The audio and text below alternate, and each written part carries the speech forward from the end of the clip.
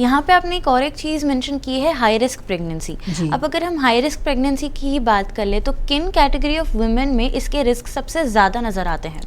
High risk category of pregnancy में थोड़े जो फैक्टर्स हैं जो नॉर्मल प्रेगनेंसी होती है, जैसे मान लो कि सबको एक लेडी है जो प्रेग्नेंट हो गई with in 1 year of marriage, उसकी एज 35 से कम है, so that is called a normal pregnancy. उसको कोई कोमोबिडिटीज़ नहीं है, जैसा कि बीपी हो गया, हाइपरटेंशन हो गया।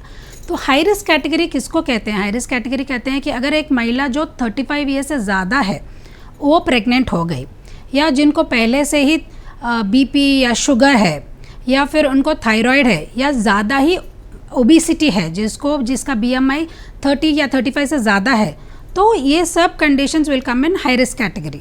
जो जिसको पहले से ही प्रेगनेंसी पहले से ही कोई और प्रॉब्लम्स है तो उनको हाई रिस्क कैटेगरी कहा जाता है।